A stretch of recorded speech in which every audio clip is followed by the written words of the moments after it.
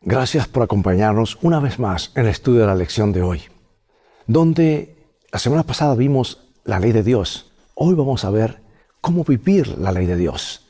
Es una lección práctica, porque además de la ley moral, también conocida como el Decálogo o las 10 promesas de Dios o 10 mandamientos en forma tradicional, el Señor también le dio a Moisés los mishpatim, literalmente juicios, que también se traducen como ordenanzas, reglas, leyes o reglamentos.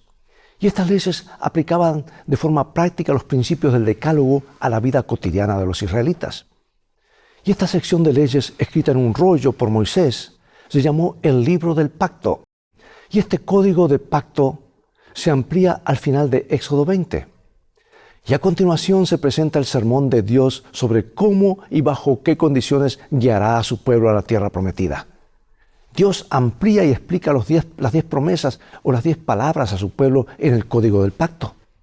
Y el objetivo de estos juicios es ayudar a los creyentes a ser hombres y mujeres íntegros.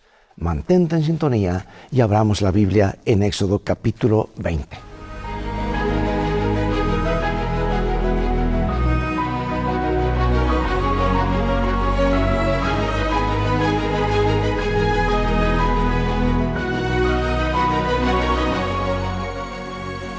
Éxodo capítulo 20, 22 y 23 nos dice: Y Jehová dijo a Moisés, así dirás a los hijos de Israel: Vosotros habéis visto lo que he hablado desde el cielo con vosotros. No hagáis conmigo dioses de plata, ni dioses de oro os haréis. Dios deseaba que su pueblo fuera diferente de las naciones circundantes. Quería que se establecieran como una devota comunidad de fe que viviera bajo su liderazgo y autoridad. Todos estarían sujetos a su ley.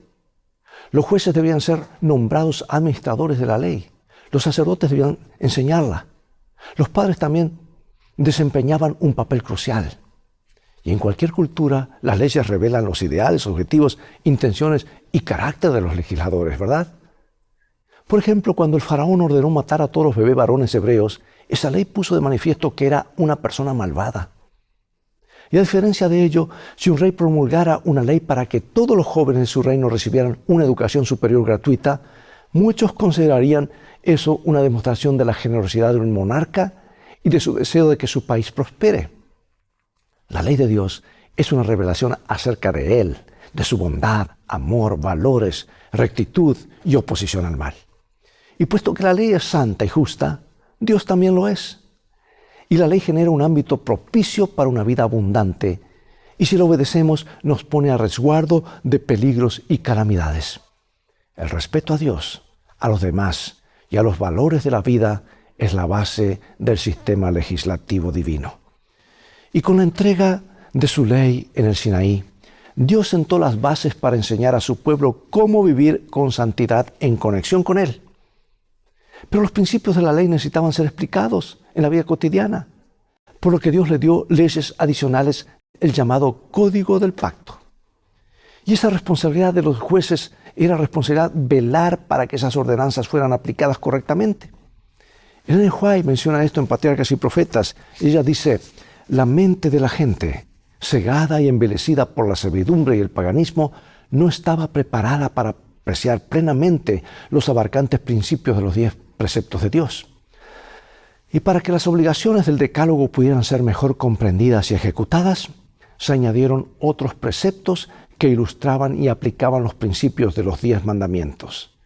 Estas leyes se llamaron derechos porque fueron trazadas con infinita sabiduría y equidad y porque los magistrados habían de juzgar según ellas.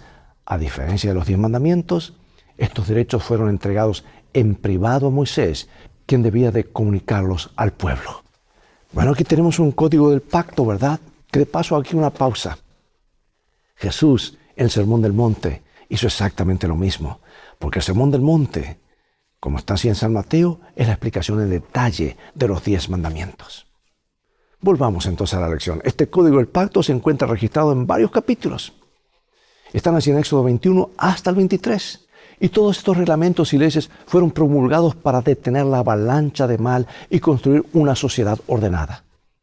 Las leyes acerca de la esclavitud eran especiales y no deben confundirse con la perversa práctica de la esclavitud moderna o medieval, porque los esclavos hebreos eran protegidos y valorados. En las sociedades modernas y medievales, los siervos y esclavos eran propiedad de sus dueños, quienes podían hacer con ellos lo que quisieran. Pero a diferencia de ello, las leyes bíblicas regulaban la servidumbre de manera diferente, pues ella estaba limitada a 6 años nada más. En el 7º año los esclavos debían ser liberados, a menos que quisieran permanecer al servicio de sus amos. Y estos también debían permitir que sus siervos descansaran los sábados y satisfacer sus necesidades básicas. Aunque la perversa práctica de la esclavitud institucionalizada ha sido abolida en la mayor parte del mundo, pregunto, ¿de qué manera sigue existiendo alguno de sus rasgos distintivos? ¿Qué podemos hacer en nuestro propio y limitado ámbito para luchar contra esto? En su misericordia, Dios instruyó a los jueces acerca de cómo debían tratar a las personas en diversas situaciones relacionadas con los derechos de propiedad. Se enumeran varios casos prácticos, indicando, por ejemplo, qué hacer si el toro de alguien atacaba al de un vecino, si la gente robaba un animal doméstico y lo vendía, y si los animales pastaban en el campo o la viña de otro propietario, si le era sustraído a alguien un objeto prestado o si un animal alquilado sufría una herida o moría. Las leyes de Dios incluían diferentes cuestiones. Había entre ellas ciertas normas específicas contra el menosprecio o la humillación de las personas. Dios no quería que existiera ningún tipo de explotación. Y en su misericordia, el Señor corrige las tendencias pecaminosas del corazón humano y refrena las inclinaciones naturales. La sociedad debía ser mantenida a salvo, el mal eliminado y las buenas relaciones interpersonales cultivadas. La justicia y el amor deben regir todas las acciones. Vamos a Éxodo 23. 6 años sembrarás tu tierra y recogerás su cosecha, mas el 7º año la dejarás libre para que coman los pobres de tu pueblo. Y de lo que quedare comerán las bestias del campo, así harás con tu viña y con tu olivar. 6 días trabajarás, y al 7º día reposarás para que descanse tu buey y tu asno, y tome refrigerio el hijo de tu sierva y el extranjero.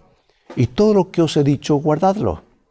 Y nombre de otros dioses no mentaréis, ni se oirá de vuestra boca. 3 veces en el año me celebraréis fiesta. La fiesta de los panes sin levadura guardarás. 7 días comerás los panes sin levadura, como yo te mandé, en el tiempo del mes de Abib, porque en él saliste de Egipto. Y ninguno se presentará delante de mí con las manos vacías. También la fiesta de la siega, los primeros frutos de tus labores que hubieres sembrado en el campo, y la fiesta de la cosecha a la salida del año, cuando hayas recogido los frutos de tus labores del campo. 3 veces en el año se presentará todo varón delante de Jehová el Señor. No ofrecerás con pan leudo la sangre de mi sacrificio, ni la grosura de mi víctima quedará de la noche hasta la mañana.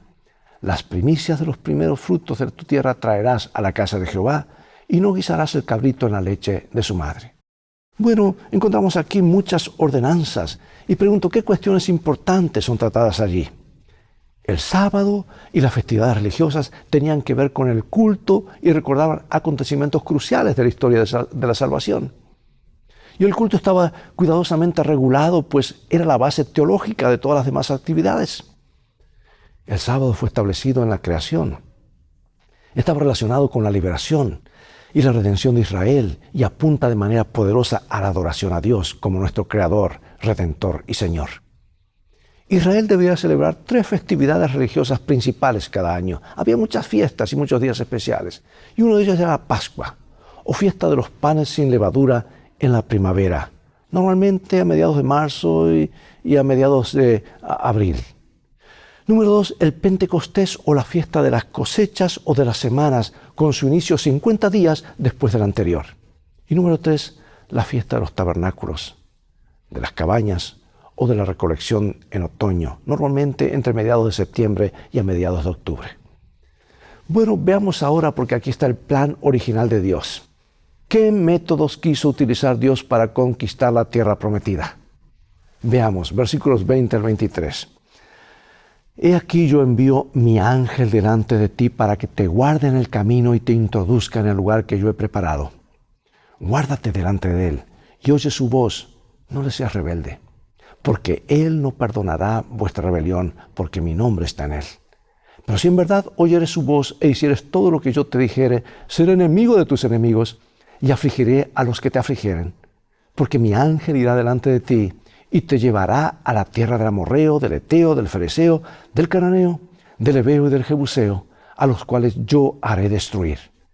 No te inclinarás a sus dioses, ni los servirás, ni harás como ellos hacen, antes los destruirás del todo, y quebrarás totalmente sus estatuas. Mas a Jehová vuestro Dios serviréis, y Él bendecirá tu pan y tus aguas, y yo quitaré toda enfermedad en medio de ti. No habrá mujer que aborte ni estéril en tu tierra, y yo completaré el número de tus días. Yo enviaré mi terror delante de ti, y consternaré a todo pueblo donde entres, y te daré la cerviz de todos tus enemigos. Enviaré delante de ti a la avispa, que eche fuera al heveo, al cananeo, al eteo de delante de ti. No los echaré delante de ti en un año, para que no quede la tierra desierta y se aumenten contra ti las fieras del campo. Poco a poco los echaré delante de ti, hasta que te multipliques y tomes posesión de la tierra. Y fijaré tus límites desde el mar Rojo hasta el mar de los Filisteos, y desde el desierto hasta el Éufrates, porque pondré en tus manos a los moradores de la tierra, y tú los echarás delante de ti. No harás alianzas con ellos, ni con sus dioses. En tu tierra no habitarán, no sea que te hagan pecar contra mí sirviendo a sus dioses, porque te será tropiezo. Amados, la intención de Dios no era que los israelitas lucharan por su nuevo territorio, sino que éste les sería otorgado.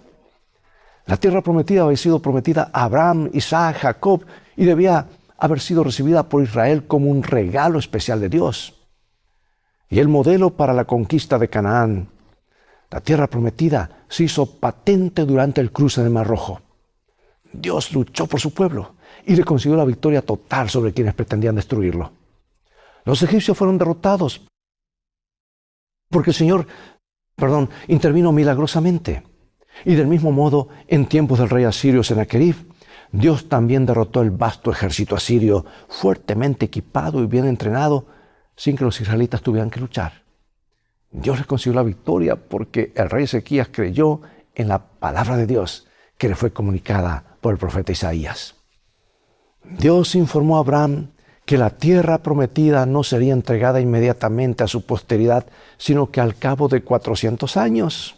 ¿Por qué? La razón estaba relacionada con la maldad de los habitantes de Canaán. Dios estaba obrando misericordiosamente con ese pueblo y les concedió otro periodo de gracia para que se arrepintieran, más de 40 siglos. Sin embargo, ellos continuaron en su rebelión contra Dios y sus valores, así que cuando la iniquidad de esas naciones alcanzó su clímax, Dios se dispuso a entregar su territorio a los hebreos como una nueva patria. Además, Dios prometió que expulsaría a las naciones delante de Israel usando 2 métodos inusuales, pero muy efectivos. Número 1, infundiendo temor a las naciones malvadas. Y número 2, con avispas que ahuyentarían a la gente. Y antes de que los israelitas llegaran al nuevo territorio, sus enemigos abandonarían el lugar y huirían de ellos. El papel crucial en la conquista de la tierra prometida lo desempeña el ángel de Dios. Ese mensajero era Cristo mismo, quien guiaba a Israel y los protegía. Él era la columna de nube que los guiaba de día, la columna de fuego durante la noche. Lo dice el apóstol Pablo claramente. Israel debía prestarle mucha atención y escucharlo porque tenía autoridad divina. El desafío a la voluntad de Dios y la incredulidad respecto de su liderazgo complicarían el avance del pueblo, y eso es lo que el diablo más temía. Ahora, ¿cómo interpretó Jesús el significado de la ley del talión? Ojo por ojo, diente por diente. ¿Y cómo debíamos aplicarla hoy también nosotros? Mira lo que dijo Jesús en San Mateo capítulo 5, que de paso es la explicación de los 10 mandamientos en detalle. Oísteis que fue dicho ojo por ojo y diente por diente, pero yo os digo, no resistáis al que es malo. Antes, a cualquiera que te hiera la mejilla derecha, vuélvele también la otra. Y al que quiere ponerte a pleito y quitarte la túnica, déjale también la capa. Y a cualquiera que te obligue a llevar carga por 1 milla, ve con el 2.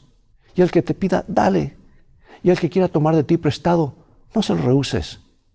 Oíste que fue dicho, amarás a tu prójimo y aborrecerás a tu enemigo. Pero yo os digo, amad a vuestros enemigos, bendecid a los que os maldicen, haced bien a los que os aborrecen y orad por los que os ultrajan y os persiguen, para que seáis hijos de vuestro Padre que está en los cielos, que hace salir su sol sobre buenos y malos, y que hace llover sobre justos e injustos. Porque si amáis a los que os aman, ¿qué recompensa tendréis? ¿No hacen también lo mismo los publicanos? Y si saludáis a vuestros hermanos solamente, ¿qué hacéis de más? ¿No hacen también así los gentiles? Sed pues vosotros perfectos, como vuestro Padre que está en los cielos es perfecto. En otro de los evangelios dice, sed misericordiosos, ¿verdad? En el Sermón del Monte, Jesucristo citó textos del Antiguo Testamento, que de paso era la única Biblia que había en los días de Jesús, con los que sus oyentes estaban sin duda bien familiarizados. Sin embargo, habló en contra de las interpretaciones rabínicas vigentes, que a lo largo de los siglos se habían alejado del propósito original de esas leyes citadas. Ahí estuvo el problema. Es decir, la tradición humana no solo ocultaba el propósito de la palabra de Dios, sino que en algunos casos, pensemos por ejemplo en las regulaciones rabínicas acerca del sábado y lo que ellas habían hecho con el cuarto mandamiento, habían pervertido su intención y significado. Y con sus palabras Jesús estaba restaurando el sentido original de esas leyes. Nunca Jesús habló en contra del sábado. No se trataba del asunto del sábado, todos creían. El problema era cómo guardarlo. Y amados, en el monte de las bienaventuranzas, Jesús trató de corregir alguna de esas interpretaciones erróneas, señalando a sus oyentes la intención y el significado originales de los textos. Así que Éxodo 21, ojo por ojo, diente por diente, fue citado en Mateo 5. Ustedes oyeron lo que fue dicho, pero yo les digo. Y se refería a la ley de talión. Este versículo es también utilizado en otros lugares de la Biblia, porque esta ley fue formulada con la intención de evitar la venganza, de poner fin a las contiendas sangrientas y a las represalias sin una investigación previa. Los daños debían ser evaluados por los jueces y luego se establecía y pagaba una compensación monetaria adecuada. Y esta práctica surgió para evitar que las personas tomaran la justicia en sus manos. Era necesario hacer justicia, pero en armonía con la ley de Dios, no a su manera. Y Jesucristo, quien promulgó estas leyes sociales por medio de Moisés, conocía el propósito de ellas, razón por la cual podía aplicarlas de manera objetiva, de acuerdo con su intención original. Y el motivo detrás de ellas era hacer justicia, propiciar la reconciliación y restaurar la paz. Se podría argumentar que la justicia implica en cierto sentido una especie de venganza o vindicación. Bueno, la correcta aplicación de estas leyes era un intento de encontrar el justo equilibrio entre la justicia y la vindicación. Yo quiero decirte algo aquí haciendo una pausa. Mira, lee lo que dice Éxodo, Levítico, Deuteronomio, y compáralo y lee también el Sermón del Monte y verás que hay una armonía perfecta. Porque Jesús, que habló en el Antiguo Testamento y dio estas ordenanzas también a Moisés, estas leyes del pacto, las vuelve a repetir y a corregir aquellos errores que a través de los siglos los sacerdotes y los líderes del pueblo habían desviado los principios de la ley de Dios. Dios no cambia, amados. Jesús vino a poner las cosas en su lugar. Pero ¿qué en cuanto a la venganza? Veamos en Romanos capítulo 12, versículo 19.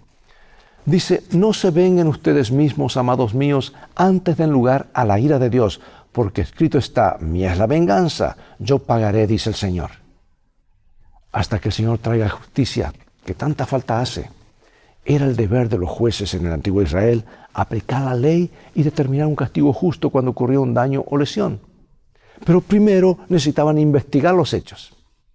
El problema era que los maestros de la ley en la época de Cristo aplicaban esta ley de una manera que abría la puerta a la venganza personal. Y eso es lo que Jesús quiso corregir. Y al hacerlo, el principio fue sacado de su contexto. Y se perdió el propósito inicial. Y en consecuencia defendían lo que la ley realmente prohibía. Jesús no estaba en contra del principio de la recompensa y el castigo. La justicia era una cuestión de principios. Es una cuestión de principio, es una parte crucial de la vida. Sin embargo, ningún individuo debe asumir el papel de juez, jurado y verdugo. Oh, qué fácil es para nosotros pervertir la justicia y transformarnos en jueces y confesar los pecados ajenos. No nos corresponde a nosotros reparar el daño, hermano. Si hay que reparar un mal, debe hacerlo un tribunal objetivo, es labor de los jueces. Este es el contexto donde Jesús nos dice que seamos tan perfectos como nuestro Padre Celestial es perfecto. Seamos misericordiosos, dice otro de los evangelios, como nuestro Padre es misericordioso. Ahora yo pregunto, ¿cómo podemos ser tan perfectos y misericordiosos como Dios mismo? El amor desinteresado es la característica primordial de Dios. Él enseña a sus seguidores a amar a sus enemigos y a orar por quienes los persiguen. Cuesta, ¿verdad? Pero la verdadera perfección consiste en amar, perdonar y ser misericordioso, incluso con quienes no lo merecen. Y este principio y las acciones a las que conduce es lo que significa reflejar el carácter de Cristo. ¿Cómo podemos aprender día a día a amar como se nos ha ordenado? Porque esto implica siempre la muerte al yo. Y ahora, para concluir, amados, puesto que vivimos en el territorio de nuestro enemigo, no es de extrañar que podamos ser heridos por sus hábiles y engañosas artimañas. ¿Quién de nosotros no ha conocido el dolor y el sufrimiento provocados por el pecado y el mundo caído y pecaminoso en el que vivimos? Desgraciadamente, esto forma parte de la vida, pero Dios nos da poder para afrontarlo. Oh, me gusta este párrafo de mi autora favorita en el libro Conflicto de los Siglos. Nuestro amado Salvador nos enviará ayuda en el momento mismo en que la necesitamos. El camino al cielo quedó consagrado por sus pisadas. Toda espina que hiere nuestros pies hirió también los suyos. Toda cruz que debamos cargar ya la cargó Él antes que nosotros. El Señor permite los conflictos con el fin de preparar al alma para la paz. El tiempo de angustia es una prueba severa y terrible para el pueblo de Dios, pero es el momento para que todo verdadero creyente mire hacia arriba y por medio de la fe pueda ver el arco de la promesa que lo envuelve. Hermosa promesa. Dios permita que esto sea una realidad de nuestras vidas. Hermanos, no nos quejemos cuando vienen las pruebas y los problemas. Hay alguien que está detrás, al lado nuestro, y quiere todas las cosas para bien. Nos está puliendo para vivir con Él para siempre. Oremos. Padre Celestial, gracias por tu palabra, gracias por los 10 mandamientos, gracias por la explicación dada tan clara por Jesús, que todo se conjuga en el amor, la misericordia de amar a Dios y amar al prójimo. Queremos reflejar a Jesús, queremos amarte, oh Dios, y queremos amar a nuestro prójimo. Y queremos aplicar estos principios a nuestras vidas para vivir en paz, armonía, seguridad. Y en realidad, graba estos principios en nuestra mente y corazón, porque serán los principios que durarán por la eternidad. Lo pedimos y agradecemos en el nombre de Jesús. Amén. Amados, es todo el tiempo que tenemos por hoy. Llegó el momento de despedirnos. Será hasta el próximo programa de la serie Lecciones de Vida.